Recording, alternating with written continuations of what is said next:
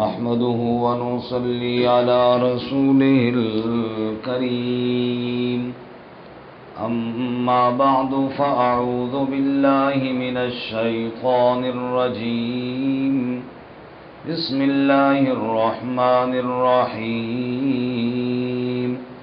وَإِذْ أَخَذْنَا مِيثَاقَكُمْ لَا تَسْفِكُونَ دِمَاءَكُمْ وَلَا تُخْرِجُونَ أَنفُسَكُمْ من دياركم ثُمَّ أَقْرَرْتُمْ وَأَنْتُمْ تَشْهَدُونَ سبحان ربك رب العزة عما يصفون وسلام على المرسلين والحمد لله رب العالمين اللهم صل على سيدنا ومولانا محمد وعلى آل سيدنا ومولانا محمد وعلى آله وأصحابه أجمعين. معزز سامعین، گزشتہ سبق میں رسول اللہ صلی اللہ علیہ وسلم کے دور کے جو یہودی تھے ان کی عہد شکنی کا بیان تھا، اور آج بھی انہی کی عہد شکنی کا بیان ہے. گزشتہ سبق میں ہم نے پڑھا کہ بنی اسرائیل سے وعدہ لیا گیا تھا کہ اللہ کے علاوہ کسی کی عبادت نہیں کرنی، والدین سے حسن سلوک کرنا ہے، قریبی رشتہ داروں کے ساتھ، یتیموں اور مسکینوں کے ساتھ احسان کرنا ہے، اور لوگوں کی بھلے اور خیرخواہی کی بات کرنی ہے. نماز قائم کرو اور زکوٰۃ دو. ان تمام باتوں سے وہ پھر گئے. آج کے سبق میں ایک اور واقعہ ان کی عہد شکنی کا ہے. واقعہ یہ ہے کہ یثرب میں، جو کہ مدینہ منورہ کا پرانا نام کیا تھا؟ یثرب تھا. یثرب میں عرب کے بڑے دو قبیلے آباد تھے، اوس اور خزرج. اوس اور خزرج کی آپس کے اندر سخت دشمنی اور لڑائی تھی جو سالہ سال چلتی آ رہی تھی. آپس میں ان کی جنگیں ہوتی اور ایک دوسرے کے خون کے یہ پیاسے تھے. زمانہ جہالت کی جو جنگیں ہیں ان میں اوس اور خزرج کی جنگ اور ان کی لڑائیاں بھی نمایاں تھیں. مولانا الطاف حسین علی رحمۃ اللہ علیہ نے فرمایا، کبھی پانی پینے پلانے پہ جھگڑا، کبھی گھوڑا آگے بڑھانے پہ جھگڑا، لبے جو آنے جانے پہ جھگڑا، یوں ہی رہتی تھی تکرار ان میں، یوں ہی چلتی تھی تلوار ان میں. تو اوس اور خزرج میں لڑائیاں ہوتی رہتی تھی. اب یہ یہودیوں کے دو قبیلے بنو نذیر اور بنو قریظہ، یہ بھی آ کے یثرب میں آباد ہوئی ہے. اب بنو نذیر اور بنو قریظہ کی تو آپس میں کوئی لڑائی، کوئی دشمنی نہیں تھی، لیکن چھوٹے قبیلے جو ہوتے ہیں نا، یہ بڑے قبیلوں کا سہارا لیتے ہیں. ان میں سے ایک نے سہارا لیا اوس کا اور دوسرے نے سہارا لیا خزرج کا. اب جب یہ ایک ان کی پارٹی میں شامل ہوا اور دوسرا دوسری پارٹی میں شامل ہوا، لڑائیاں ان کی آپس میں تھیں، تو یہ بھی اپنی پارٹی کی وجہ سے میدان میں اترا. اور یہ بھی آپس میں، ظاہر بات ہے، ایک یہودی اوس کی طرف سے ہے، دوسرا خزرج کی طرف سے ہے. جب لڑائی ہوگی تو آپس میں بغیر وجہ کے ایک دوسرے کو قتل کیا، ناحق ایک دوسرے کے اوپر تلوار چلائی، گھروں سے نکالا، مارا پیٹا، یہ ساری باتیں ہوئی. اور اگر اس لڑائی کے دوران کوئی گرفتار ہو جاتا تو پھر یہ پیسے دے کر، فدیہ دے کر اس کو آزاد کراتے، اور کہتے تورات میں حکم ہے جی قیدی چھڑانا بڑے ثواب کا کام ہے. اللہ فرماتے ہو کم بخت ہو، یہ قیدی چھڑانا تمہیں نظر آ رہا ہے ثواب کا کام، وہ قتل جو کر دیتے ہو، گھروں سے جو نکال دیتے ہو ناک، وہ تمہیں تورات میں نظر نہیں آتا کہ تورات میں کیا لکھا ہوا ہے. مطلب یہ ہے تم کتنے عہد شکنی کرنے والے ہو اور کتنے تورات کے احکامات کو توڑنے والے ہو. تمہارا موڈ بنے تو قتل کر دو، تمہارا موڈ بنے تو گھر سے نکال دو، اور یہ تمہیں تورات کی خلاف ورزی نظر نہیں آتی. ہاں اتنی بات تمہیں یاد ہے کہ فدیہ دے کے چھڑانا ہے جی، یہ تورات کا حکم ہے. بعض کتاب کا حکم مانتے ہو جو تمہیں پسند ہے اور باقی چھوڑ دیتے ہو. تو یہ آج کا سبق ہے. اور اللہ معاف فرمائے ہماری حالت بھی یہی ہے. قرآن و سنت کے وہ احکامات جو ہماری مرضی کے ہوں وہ تو ہم مان لیتے ہیں، اور جو مرضی کے خلاف ہوں کوئی پرواہ نہیں کرتے وہاں پر. جیسا کہ وہ کل میں نے لطیفہ بھی سنایا، ابھی تسبیح ہاتھ میں ہے، سبحان اللہ کا ورد بھی جاری ہے، اور دوسری کے پلاٹ پہ قبضہ بھی چھکی جا رہے ہیں. کوئی پرواہ نہیں ہے. بابا بلے شاہ کیا کہتے ہیں؟ حج بھی کیتی جانے ہو تو لو بھی پیتی جانے ہو، کھا کے مال یتیمہ دا ٹر مسیتی جانے ہو. کھا کے مال یتیمہ دا ٹر مسیتی جانے ہو. نفس تے چھری پھیر دے نہیں دمبے کیتی جانے ہو، اور کچھ تے دسو بلے نو ایک ایک کیتی جانے ہو. آج ہمارا بھی وہی حساب ہے کہ جو دل میں آتا ہے وہ تو دین ہے، وہ تو شریعت کا حکم ہے بادشاہ، اس میں تو ایک انچ بھی ادھر ادھر نہیں کرنا، کیونکہ میری مرضی بھی بنی ہوئی ہے اس پہ، اور جو میری مرضی نہیں بنی ہے وہاں کوئی پرواہ ہی نہیں کرنی. اللہ تعالیٰ ہمیں پوری شریعت پہ عمل کی توفیق عطا فرمائے. سنیے جی، فرمایا وَإِذْ أَخَذْنَا، اور جب ہم نے لیا، مِيثَاقَكُمْ، تم سے پختہ وعدہ، تم سے مراد بنی اسرائیل، تم سے مراد یہودی جن کا پیچھے ذکر چلا آ رہا ہے. وَإِذْ، اور جب أَخَذْنَا مِيثَاقَكُمْ، ہم نے تم سے پختہ وعدہ لیا کہ لا تسفکون دماءکم، مت بہانا اپنے خونوں کو، اپنے خونوں کو مت بہانا، یعنی آپس میں ناحق قتل، بولے نا جی، ناحق قتل نہ کرنا. اور ناحق قتل کرنا اتنا بڑا جرم ہے کہ رسول اللہ صلی اللہ علیہ وسلم فرمایا قاتل جنت کی خوشبو بھی نہیں سونگھ پائے گا. جنت میں جانا تو دور کی بات ہے، حتیٰ کہ جنت کی خوشبو 40,000 سال کی مسافت دور تک آ رہی ہوگی، لیکن قاتل اتنا جنت سے دور رہے گا کہ وہ جنت کی خوشبو تک بھی نہیں پہنچ پائے گا. اللہ تعالیٰ ہمیں محفوظ فرمائے. اور ایک حدیث میں رسول اللہ صلی اللہ علیہ وسلم فرمایا اگر ناحق قتل پر پوری کائنات اکٹھی ہو جائے، پوری کائنات ملے اور ایک آدمی کو ناحق قتل کریں، اللہ اس پوری کائنات کے ہر فرد کو دوزخ میں ڈالے گا. کیوں؟ کہ ناحق قتل کیوں کیے، کیوں شریک ہوئی ایک جان کی قتل پہ. تو ناحق قتل اتنا بڑا جرم ہے. ابھی کل پرسوں کی بات ہم نے سنی، آپ نے بھی سنی ہوگی، ہمارے ترامڑی کے اندر ایک بدبخت نے باپ کو، بہنوں کو، بچے کو 4 قتل کر دی. نعوذ باللہ من ذالک. ناحق قتل کرنا اور پھر زمین کے چکر میں قتل کرنا، اللہ تعالیٰ اس ظلم سے ہمیں محفوظ فرمائے. بہرحال لا تسفکون دماءکم، خون مت بہاؤ اپنے، ولا تخرجون انفسکم من دیارکم، اور مت نکالو اپنی جانوں کو اپنے گھروں سے. اپنی جانوں سے مراد اپنے ساتھیوں کو، ورنہ اپنے آپ کو تو کوئی نہیں کہتا نکلو گھروں. مطلب یہ ہوتا ہے کہ اپنے ساتھیوں کو، اپنے تعلق والوں کو. یہ ہم نے تم سے وعدہ کیا، خون بھی نہیں بہانے اور گھروں سے بھی. بولے نا جی، ساتھ جملے کا جواب جب تک نہ ہے تو موڈ ہی خراب ہو جانا سارا. ثم اقررتم، پھر تم نے اقرار کیا، وانتم تشہدون، اور اس بات پر تم گواہی دیتے ہو، تم گواہ ہو کہ تم نے یہ وعدہ کیا. ثم انتم ہؤلاء، پھر تم ایسے لوگ ہو کہ تقتلون انفسکم، قتل کرتے ہو اپنی جانوں کو. میں نے پہلے واقعہ تفصیل سے عرض کر دیا کہ دشمنی اوس اور خزرج کی ہے، اور تم خواہ بیچ میں قتل کر. جیسے ہمارے یہاں آج کل دیکھیں سیاسی اختلافات پارٹیوں میں ہے نا، مثال کے طور پہ ایک مسلم لیگ ہے اور دوسری پی ٹی آئی ہے، آپس میں شدید اختلافات ہیں.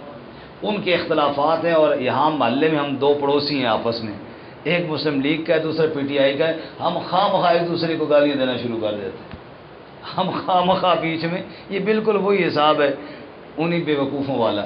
بھائی لڑائی تو ان کی ہے، اور میں اپنے سگے بھائی کے ساتھ، میں اپنے پڑوسی کے ساتھ، میں اپنے رشتہ دار کے ساتھ خواہ بلا وجہ لڑ پڑوں، حالانکہ میں اگر اس کو مار بھی دوں، نہ مجھے انہوں نے پوچھنا ہے نہ مجھے انہوں نے پوچھنا ہے.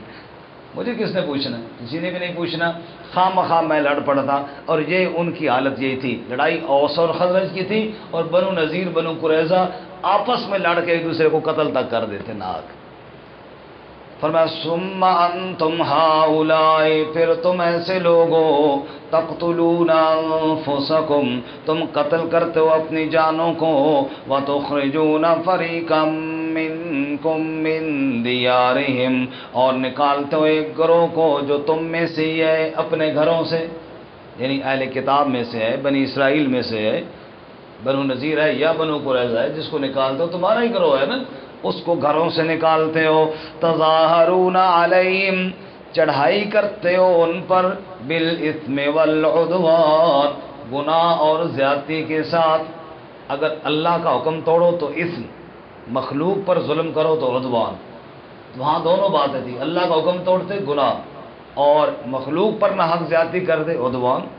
تو فرمایا تظاہرون علیہم، چڑھائی کرتے ان پر، بالاثم والعدوان، گناہ اور زیادتی کے ساتھ. یہ سارے کام تم کرتے، لیکن وَإِن يَأْتُوكُمْ أُسَارَىٰ، اور اگر تمہارے پاس قیدی آتے تو فادوہم، تم ان کا فدیہ دیتے. ادھر ماشاءاللہ نیکی تمہاری ہے، قیدیوں کا فدیہ دیتے. وَهُوَ مُحَرَّمٌ عَلَيْكُمْ إِخْرَاجُهُمْ، حالانکہ حرام کیا گیا تھا تم پر ان کو نکالنا، گھر سے نکالنا، پھر قتل کرنا، یہ سارے کام حرام تھے. ان کی تم نے پرواہ کوئی نہ کی، بس صرف فدیہ دے کر قیدی چھڑانے پہ زور رکھا ہے. افتؤمنون ببعض الکتاب، کیا پس تم ایمان رکھتے ہو بعض حصے کے ساتھ جو کتاب کا ہے، کتاب کا بعض حصہ مانتے ہو. وتکفرون ببعض، اور کفر کرتے ہو بعض حصے سے، جو دل میں آئے وہ مان لیے. فدیہ دینے والا کام یہ تمہیں تورات کا نظر آتا ہے، یہ مان لیتے ہو، اور قتل نہ حق کرنا اور گھروں سے نکالنا وہ تمہیں نظر نہیں آتا، اس کی کوئی پرواہ نہیں کرتے ہو. حکیم الامت حضرت مولانا اشرف علی تھانوی رحمۃ اللہ علیہ وہ بڑی دلچسپ باتیں بھی کرتے تھے. کہتے ہیں کہ بعض لوگوں کا جو تقویٰ ہوتا ہے نا، وہ تقویٰ قلبی ہوتا ہے. قلب کتے کو کہتے ہیں. فرمایا کتا اس کی طہارت دیکھو اور اس کی تقویٰ دیکھو تو کمال ہے کہ پیشاب کرتا ہے تو ٹانگ بھی اٹھاتے ہیں، چھینٹے نہ پڑیں، بڑا خیال کرتا ہے طہارت اور صفائی کا. اور جب فارغ ہو جاتا ہے پھر زبان کے ساتھ چاٹ کے صاف کر رہا ہوتا ہے. اب ادھر کوئی پرواہ نہیں ہے، منہ میں بھی لگ جائے تو خیر ہے، اور ادھر اتنا احتیاط ہے کہ ٹانگ پہ بھی چھینٹ نہ پڑے. ادھر تمہارا اتنا خیال جناب کوئی قیدی بھی نہ رہے، جی قیدیوں کو چھڑانا ہے، اور ادھر قتل بھی کر دو تو کوئی پرواہ نہیں. جو مرضی کا دین ہے وہ مان لیا، اور جو مرضی کا دین نہیں ہے اس کی کوئی پرواہ نہیں. مثال کے طور پہ ایک آدمی نوافل اہتمام سے پڑھتا ہے جناب، اچھی بات ہے، یہ نہیں کہ نیکی کام یہ چھوڑ دینا چاہیے، لیکن ایک مثال ہے نا کہ نوافل اہتمام سے پڑھتا ہے، اشراق پڑھ رہا ہے، چاش پڑھ رہا ہے، اوابین پڑھ رہا ہے، اور جناب فرض نماز کا دھیان ہی کوئی نہیں ہے، فرض نماز کی طرف دھیان ہی کوئی نہیں ہے. جناب کئی دن اس کی قضا ہو جاتی ہے، لیکن جناب وہ ہو اشراق نہ رہ جائے، وظیفہ نہ رہ جائے. یہ بھی ایک بات ہوتا ہے، بھائی مرشد وظیفہ بتائے تو مرشد کا وظیفہ نہ رہ جائے، اللہ کی نماز رہتی ہے تو رہ جائے. تو یہ اپنی مرضی کی بات ہوئی نا، کہ جو مرضی کی بات آئی وہ مان لی. ایک بندے نے مجھے کہا، یہ سچی بات ہے، لطیفہ نہیں ہے، اس نے کہا جی فلاں فلاں مسائل ہیں. میں نے کہا ہر نماز کے بعد اللہ تعالیٰ کا یہ نام اتنی دفعہ پڑھے کرو. اس نے کہا یہ نماز تو بغیر اللہ وظیفہ کوئی نہیں تھوڑے کو نماز تو بغیر اللہ وظیفہ دسو صرف نماز والی شرط بھی جو ہے نا، مطلب یہ کہ نماز کے لیے تیار نہیں ہے، وظیفے کے لیے تیار ہے. تو مطلب یہ اپنے موڈ اور اپنی مرضی کا نام وہ شریعت تو نہیں ہے نا، کہ جو میرا دل کرے وہ میں کام کر لوں، اور جو میرا موڈ نہ بنے اس کو میں رہنے دوں، تو یہ کام نہیں کرنا جی. یہی بات اللہ فرماتے ہیں افتؤمنون، کیا پس تم ایمان رکھتے ہو ببعض الکتاب، بعض کتاب کے ساتھ، وتکفرون ببعض، اور کفر کرتے ہو بعض کے ساتھ. تو بندہ یہ کام جو کرے نا اس کا سزا کیا ہے سنو. فرمایا فما جزاؤ، پس کوئی جزا نہیں، کوئی بدلہ نہیں، من یفعل ذلک منکم، جو بندہ یہ کام کرے تم میں سے، اور کوئی بدلہ نہیں اور کوئی سزا نہیں۔ کیوں سزا کون سی ہے؟ سنو، الا خزی فی الحیات الدنیا، مگر ذلت ہے اس کے لیے دنیا کی زندگی میں، ویوم القیامت، اور قیامت کے دن یردون الی اشد العذاب، وہ لوٹائے جائیں گے سخت عذاب کی طرف۔ وما اللہ بغافل عما تعملون، اور اللہ غافل نہیں ہے اس سے جو تم عمل کرتے ہو۔ جو یہ کام کرے کہ مرضی کی بات مانے اور باقی چھوڑ دے، فرمایا اس کو دنیا میں ذلیل کیا جائے گا اور آخرت میں سخت عذاب دیا جائے گا۔ اللہ تعالی ہماری حفاظت فرمائے۔ 25ویں پارے میں ارشاد باری تعالی ہے، افرأیت من اتخذ الہہ ہوا، آپ نے اس شخص کو دیکھا جس نے اپنا معبود اپنی خواہش کو بنایا ہوا ہے۔ بس جو دل میں آتا ہے وہ اس کا معبود ہے، وہ اس کا دین ہے، جو دل میں آتا ہے وہ کر لیتا ہے، اپنی چاہت پوری کرتا ہے، اللہ کا حکم پورا نہیں کرتا۔ فرمایا اولئک الذین اشتروا الحیاۃ الدنیا بالآخرہ، یہ وہ لوگ ہیں انہوں نے پسند کر لیا، خرید لیا دنیا کی زندگی کو آخرت کے بدلے میں۔ فلا یخفف عنہم العذاب، پس ان سے عذاب ہلکا بھی نہ کیا جائے گا، معاف کرنا تو دور کی بات ہے، فلا یخفف عنہم العذاب، عذاب ان سے ہلکا بھی نہ کیا جائے گا، ولا هم ینصرون، اور نہ وہ مدد کیے جائیں گے، نصرت کیے جائیں گے۔ اللہ تعالیٰ ہمیں اس جرم سے محفوظ فرمائے۔ ترجمہ دوبارہ سنیں۔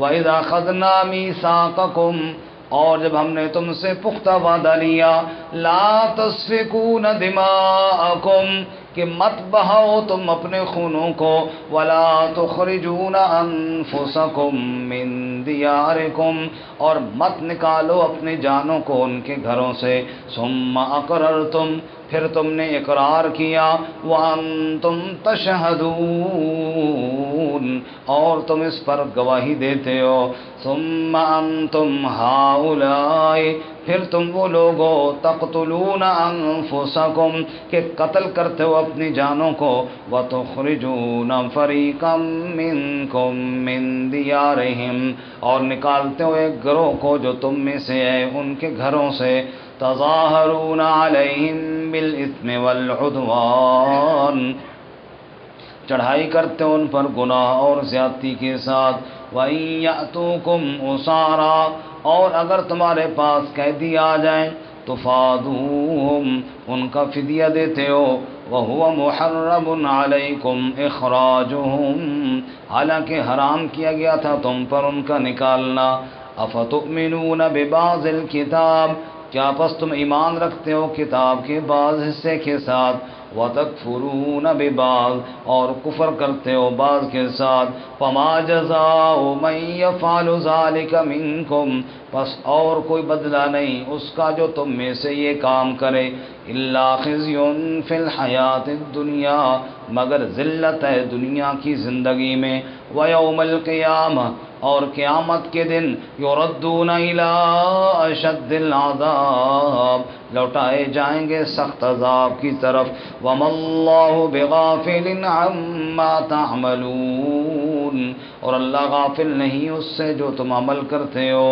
اولئک الذین اشتروا الحیاۃ الدنیا بالآخرہ، یہ وہ لوگ ہیں جنہوں نے پسند کر لیا یا خرید لیا دنیا کی زندگی کو آخرت کے بدلے میں، فلا یخفف عنہم العذاب، پس ہلکا نہ کیا جائے گا ان سے عذاب، ولا هم ینصرون۔